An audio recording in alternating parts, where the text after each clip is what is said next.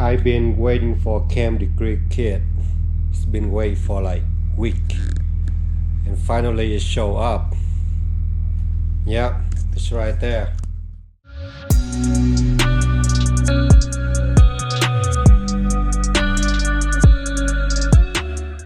Hello, what's up, guys? Welcome back to Foreign Channel. Yeah, yesterday UBS guy just dropped up the Cam the Greek kid. Yeah, I'm so happy. Yeah, the kit come with like 3 dial gauge and then the rail and then miscellaneous stuff, so you can set it on the engine and get the degree to Cam. Yeah, so going to remove the valve cover, set the degree kit on. We're going to find the true TDC, and so also we'll get those Cam center light. Yeah, let's do it.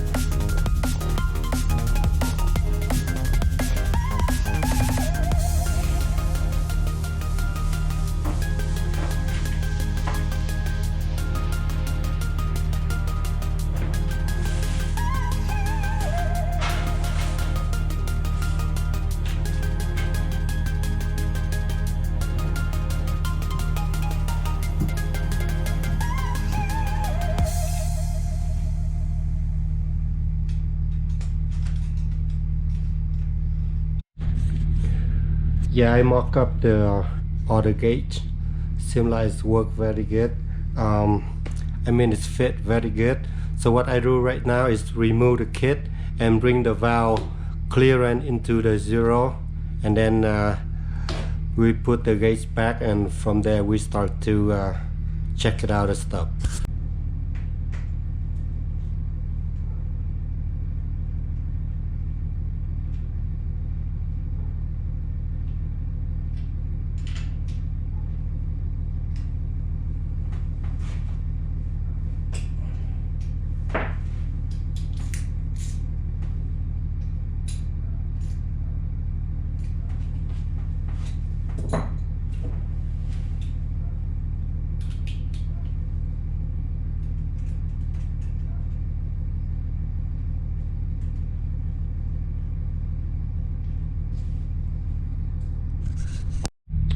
Yeah, we're going to find the true TDC first. So what I do is I spin the crank up to where the TDC is at, and then the gate is set at 0. So what we do right now is we turn the crank back and then dial gauge down to 0.050. So let's see what the degree mark on the harmonic balancer. Instead of using the degree wheel, the harmonic balancer already came with all the degree or the number on it, so we don't have to attach the degree wheel. This one is used when your engine is still on the stand, so this is what you use. But for the in-car work like this, we already have the harmonic balancer, so actually they came with all the numbers, so I think we can use that number too. So what I do right now is I gonna bring the piston down to 0.50 and see what the grid say.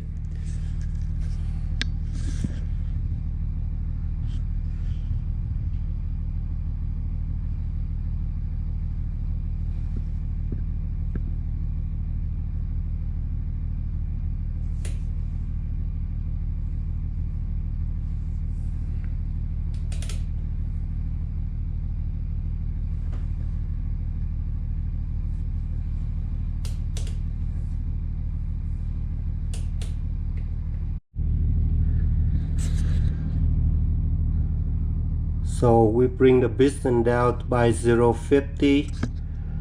The harmonic balancer said we at 11 degree before TTC. Alright, now we go to the other way, see how it looks. So we turn the crank to the other way and they say 11 degree after TTC. So 11 before and 11 after, so that means the mark on the harmonic balancer to the cover is right. So 11 before, 11 after, so it's right on the middle then. Yeah, it's sunny clear sky, but look at the wind. Oh man, it's super strong windy. So I don't think I can do anything in my garage. So I have to do all the work in the trailer. Yep. Whew.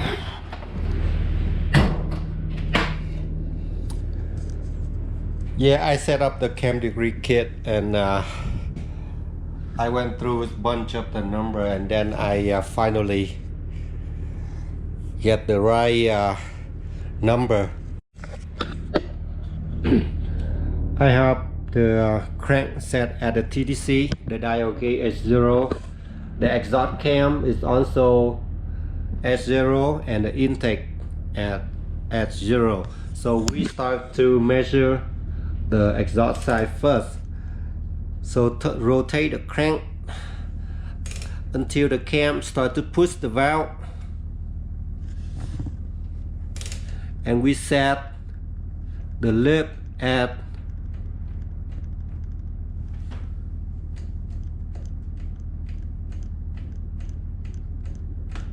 a little too much.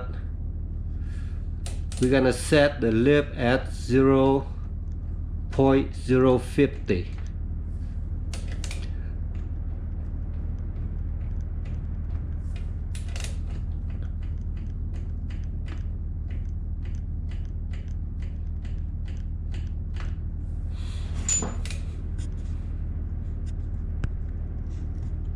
Yeah, this cam is hard to set thing right. It's almost there.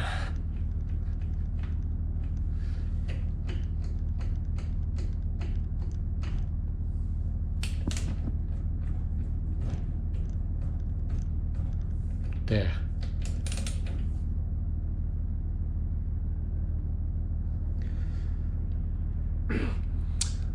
Alright, soon you set the lip at 0.050.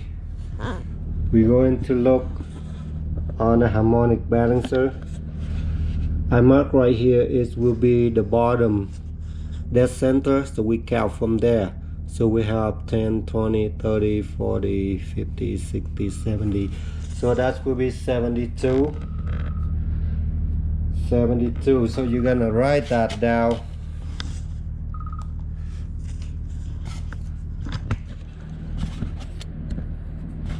$72 before bottom dead center. So that's gonna be before. So we continue to rotate the crank.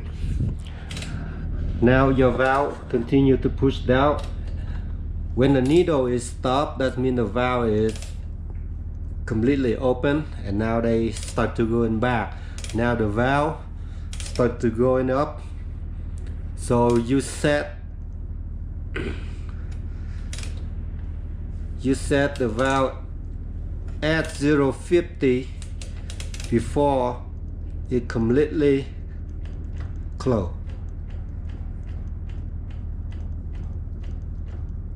There. And then look at the crank. We have now is at the TDC. We count from the TDC 10, 20, 25, 6, 7, 28.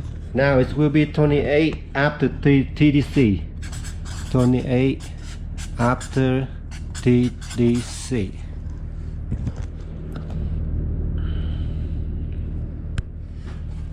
When we have those two measurements, then we will start. We'll do the math. So we have first measurement will be 72. We add the second will be 28. We have totally is 100. We're gonna add another 180.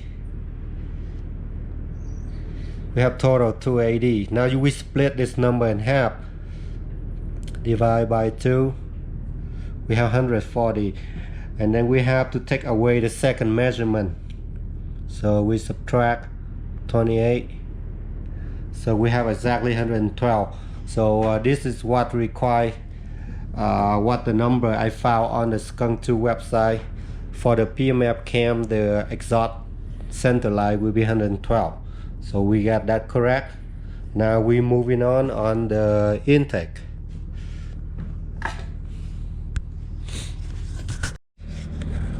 On the intake we do exactly the same thing. We rotate the crank until the cam starts to push the valve down. We set the lip at 0.050.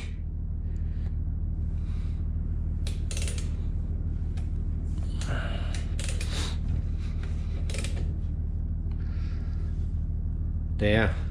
So it's 0.50 right now.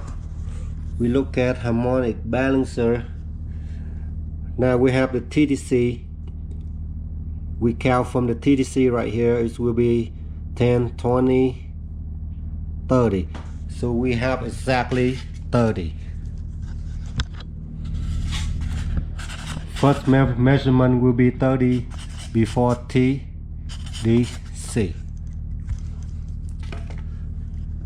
Continue to turn the crank.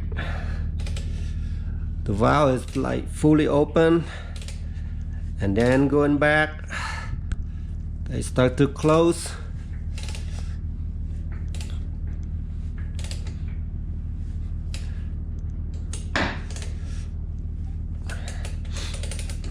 We set at 0.050 before the valve completely close.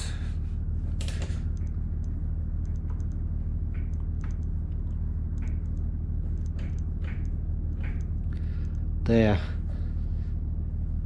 0.050, and look at the harmonic balancer.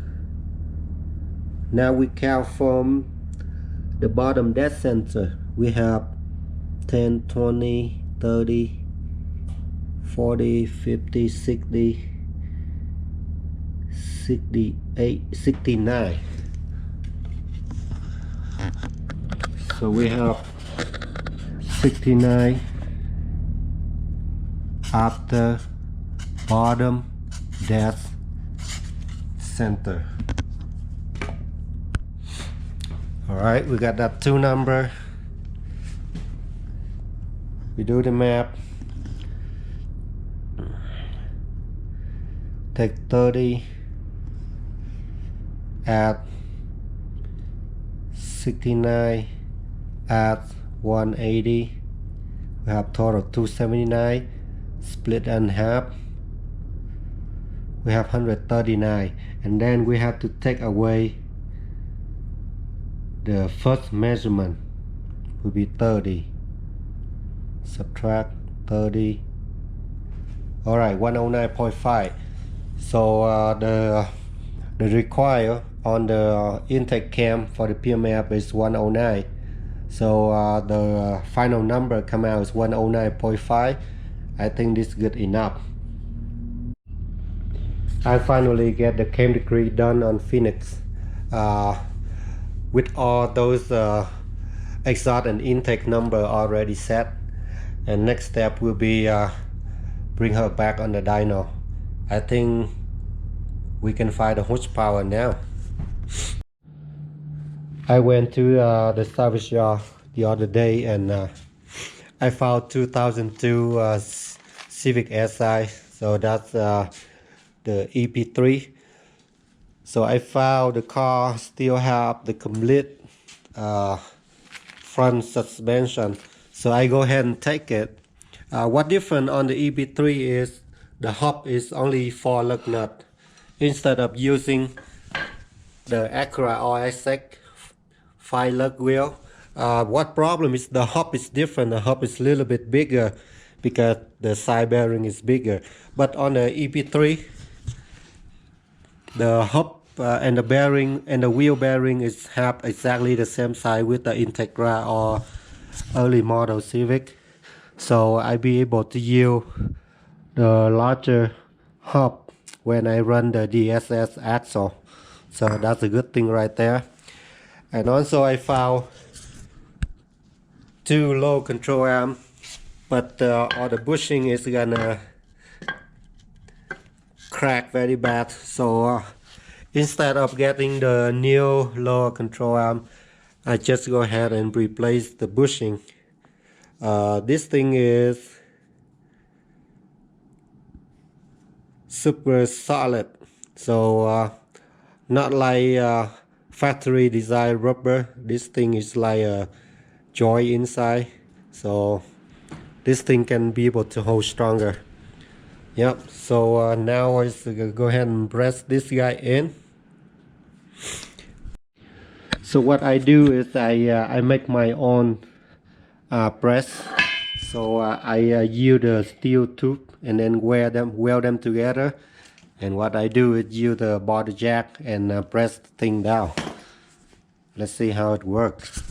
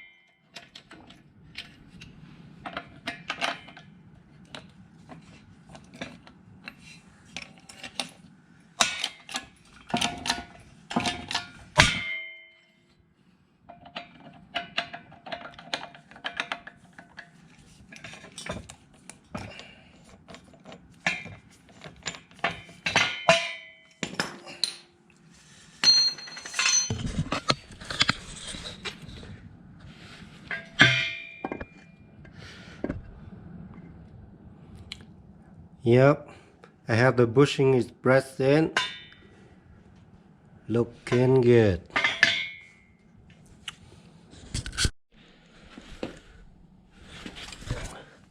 So I got one bushing is pressed in. I still have to do the other side. This is a factory one. You can see is big difference. So this thing is what they call is a problem saw. So it's solid joy, so it's not gonna be cracked like that one. Yep, so the next step, we'll get all the suspension markup and continue to go from there.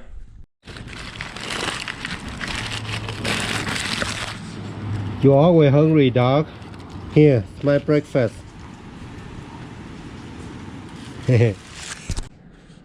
And that's be all for today's video. Appreciate you guys watching. I'll see you next time. Bye now.